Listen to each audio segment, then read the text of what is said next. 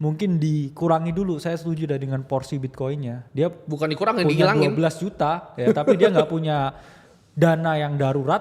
Bahkan saya ngomongnya kalau Bro Timothy 10 juta minimal, tapi kalau kita ngomong sebenarnya 6 bulan dia biaya hidup kan. Sebenarnya gini, itu kan kita step by step ya. Yes. Kalau 10 juta itu step awal biar ada. Bener, ada nafas Lu kan. lu gila loh, lu ada 12 juta di Bitcoin terus lu nggak ada 10 juta di bank tuh itu Insane. insane. Yes. Ya. Jadi teman-teman harus tahu bahwa step 1 adalah budgeting. Budgeting itu seperti apa? Simple. Kan gue pernah ngajarin. Nah, makanya jangan cuma nonton satu video gue terus lu simpel. Ini kan video investasi yang gue bahas. Ya. Dan itu yang gue bahas adalah apa yang gue lakukan.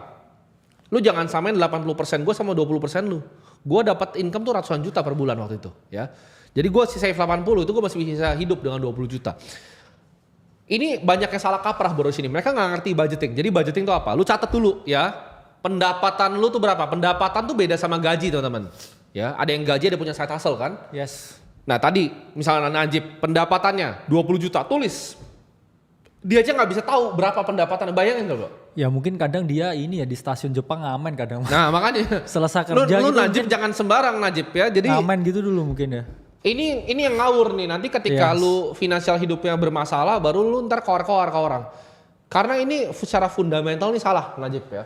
Jadi ketika lu punya pendapatan pengeluaran itu dicatat.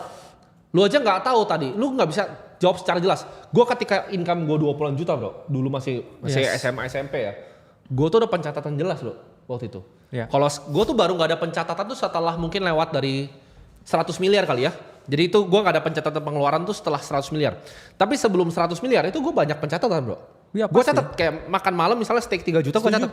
Saya juga dulu ya, teman-teman bisa download ya aplikasi gratis bro, namanya Ya. Money Manager. Ya. Gambarnya celengan warna merah. Itu dulu saya ketika income saya tahu tuh gua, udah ya. ratusan juta setiap bulan dari trading, tapi saya juga tetap gaji UMR Ya. dan karena ngajar di dosen, itu tetap saya catat. Bahkan makan di warteg 7.000 itu juga Ya. dicatat. Tujuannya apa? Karena banyak sekali pengeluaran-pengeluaran yang tidak terduga. Ya. Kita ngomongnya istilahnya itu adalah latte effect. Kadang kita ngerasa nih, oke lah beli kopi ya, murah lah 20.000.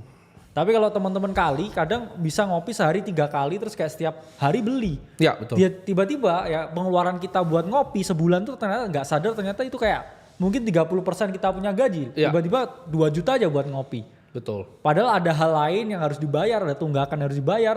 Nggak kerasa karena nggak dicatat. Betul. Itulah pentingnya kita melakukan pencatatan. Bahkan sebelum budgeting tuh pencatatan dulu. Dari pendapatan kita berapa, pengeluaran kita berapa, terus kita anggarannya gimana nih sebulan ini.